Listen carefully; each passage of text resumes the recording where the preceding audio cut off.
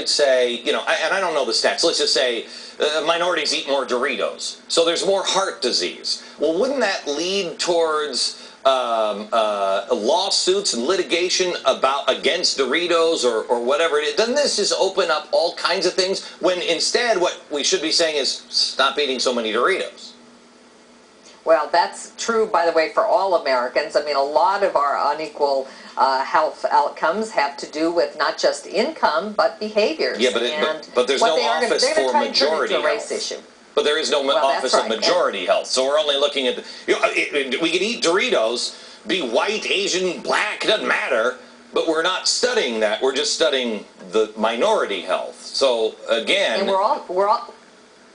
we're also going to try to make sure that if you go to a doctor and you're black or Latino, I guess that you're going to have to be treated by a black or Latino doctor. And that's what all of the preferences are in terms of medical school admissions that are in this bill. You know, I really don't care what color the doctor is. I don't care, man, woman, I mean, I don't care. I just want to make sure they're the right person to do it. But apparently, I'm alone in that, Linda. Well, apparently a lot of medical schools, and they're going to be more if this bill passes, admit students not so much based on whether they did well on the test or in their science courses as undergraduates, but to try to satisfy this whole notion of diversity. And that's a very, very bad bargain because it produces bad doctors, and it gets people who would otherwise have been good doctors, they don't get a chance. Bad everything. Thank you very much, Melinda. I appreciate it. I mean, I have to tell you, I have a rule in my company. There's no special favors for interns. You want to come and be an intern? I don't care who your dad is. I don't care anything. You're good, you're not good. You get a job, you stink on ice, we throw you out. That's what creates a great country. That's what creates a great company. That's how things work. But I'm sorry to say that, you know, making a company profitable, boy, that's not even done anymore. Teaching people right, wrong, that there is a right and wrong, that profit isn't bad, that's not done. Yesterday, the president was driving me crazy talking about how evil profit is. And fraud, I thought to myself, fraud is the other side of profit. It's really the same thing, two sides of the same coin. People are going to find a way to make money.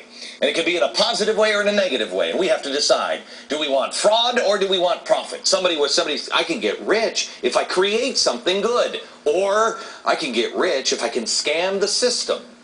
I mean, people will lie, cheat, and steal their way to making money and fraud, or they will create and get their way to profit. But it's human to do one of those two. And the president actually alluded a little to this last night. Right now, doctors, a lot of times, are forced to make decisions based on the fee payment schedule that's out there.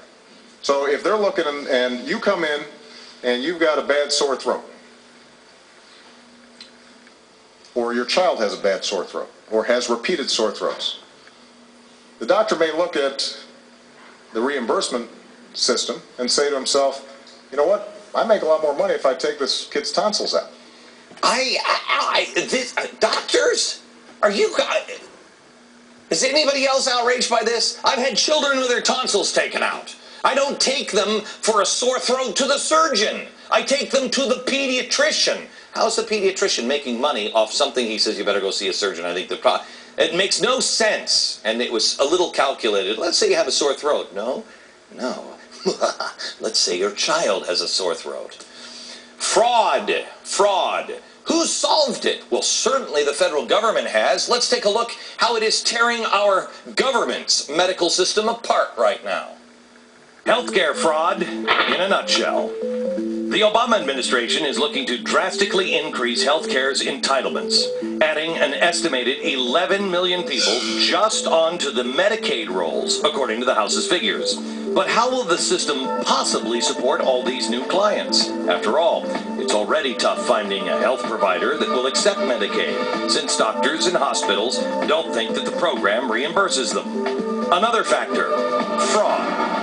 Although the government admits it's impossible to come up with an exact number, estimates are that between 3 and 4% of the annual healthcare spending, up to $72 billion, is lost to fraud every single year.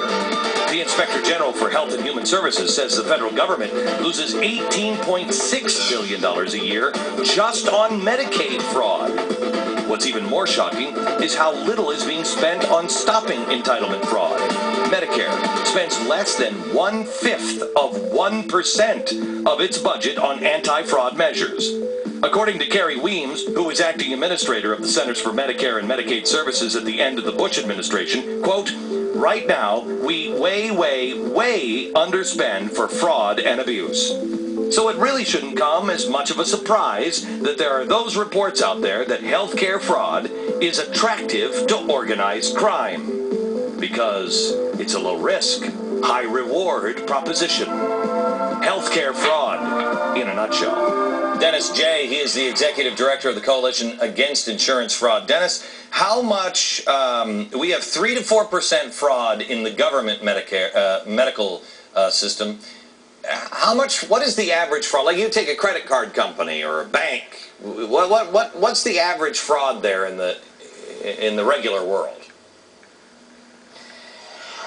It's much lower than it is in healthcare fraud, and I think actually that 3 to 4% is low. There are estimates that go all the way up to 10%. But when we really take a look at healthcare compared to other industries, there's only probably tax evasion is greater than healthcare fraud as far as how much money is lost by the federal government every year. I have to tell you, here we have $60 billion, $60 to $72 billion in fraud just in one program. We're about to dump, what is it, 45 million more people into this system, create a system that we all know within 10 years, it'll be 350 million people into it.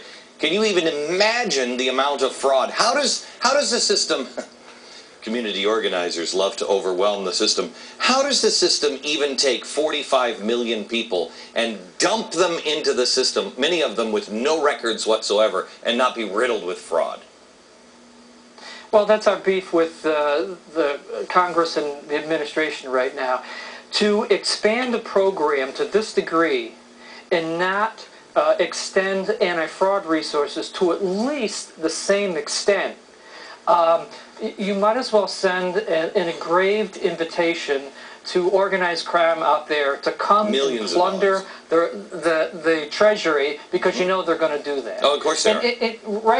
Right now there's organized criminals sitting around the country and maybe even the world taking a look at the opportunities that are going to present themselves here, and are just rubbing their hands together and waiting for it to all play out, come in, find the weaknesses, and plunder. Go ahead. No, I was just going to say, we think this is an opportunity. You know, if this is going to come to pass, Congress has an opportunity not only to safeguard and build some firewalls for the new programs, but maybe even correct some of the old. I mean, right now there are some good provisions within the Senate bill we like. For the very first time, the federal government is talking about partnering with private insurers, because the private sector are doing some real interesting, effective things with fraud the government can learn from. And on the House side, they're at least putting some new money into it. Not nearly enough. They have $100 million extra to spend on anti-fraud resources. Mm-hmm. We lost that much today before lunch. Okay. If you accept these 3 or 4% losses in fraud. Dennis, thank you very much. I will tell you, America, I know the number of credit card frauds. Let's take the low number for fraud in our medical system. It is 3%. For the government is acceptable, 3%. As Dennis said, it could be as high as 10%. You know what it is for credit card companies? 0.03%. Profit. If somebody's making profit on it, they don't want to be ripped off. Maybe we should rethink that whole profit thing. Back in a second.